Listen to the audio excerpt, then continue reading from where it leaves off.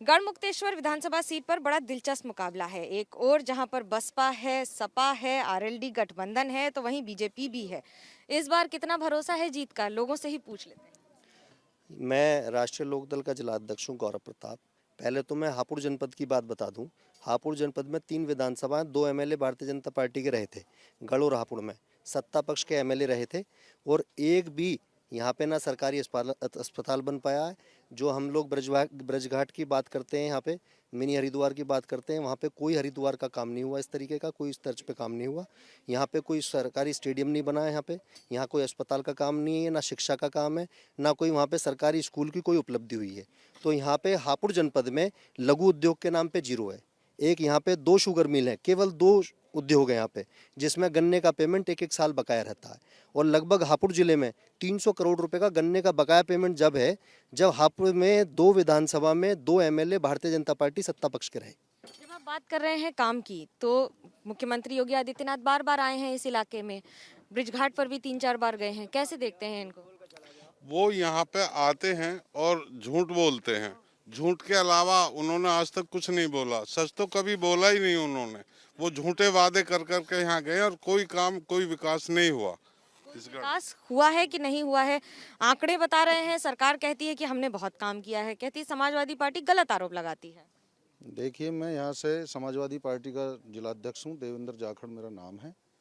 यहाँ जब योगी जी आए हैं, चौथा दौरा उनका हापुड़ के अंदर हुआ है।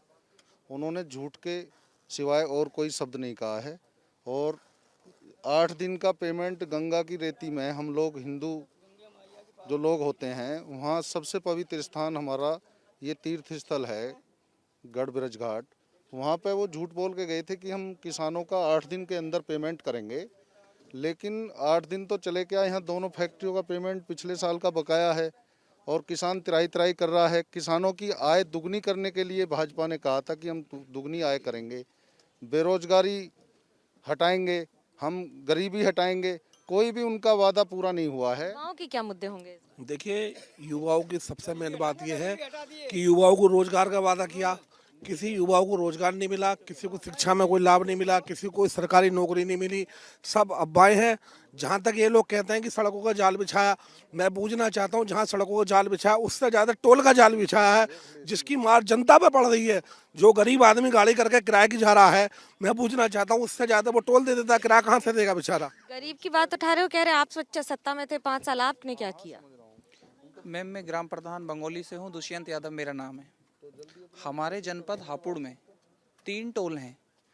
यहाँ से हम लोकल हैं, यदि 2 कदम दूरी पे भी जाएंगे तो पूरा टोल दे के गंगा पे जाना पड़ता। सिर्फ हम लोगों को लूटने का और बहकावे का काम हुआ। पूरी रोड गड्ढा मुक्त के नाम पे पूरा इन्होंने पैसा इकट्ठा कर लिया और पूरे जनपद में इतनी घटना युवाओं की हुई हैं। बाइक से लोग जाते हैं, उनकी घटनाएं हो जाती हैं। पार्टी पर आरोप लगते हैं कि सब जितने भी क्रिमिनल बैकग्राउंड के लोग हैं उन्हें टिकट दी गई है। कैसे देखते हैं इस आरोप को? नहीं, ऐसा नहीं है। जो पार्टी के कार्यकर्ता हैं उनको टिकट दी गई है। और बीजेपी में कौन से दूध के धुले लोग हैं? बीजेपी के तो मुख्यमंत्री जी ने अपने मुकदमे इतने वापस लिए हैं, इतनी आईपीसी में धारा भी नहीं है जितने मुकदमों उन पे लगे हुए हैं, केशव प्रसाद जी पे और स्वयं मुख्यमंत्री जी पे।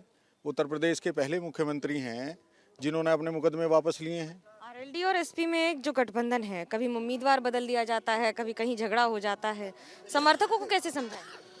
मैं शकील अहमद एडवोकेट, दौताई गांव है मेरा, और यहाँ कोई झगड़ा नहीं है, किसी किस्म का कोई मतभेद नहीं है। यहाँ सब एकजुट होकर सपा गठबंधन के उम्मीदवार को जिताने का काम करेंगे और बहुत भारी मतों से हमारा उम्मीदवार जीतेगा। और इसी पर उम्मीद पर पूरी पार्टी कायम है। कैमरा पर्सन सूरज पांडे के साथ मनोज्ञा लोईवाल, एबीपी न्यूज।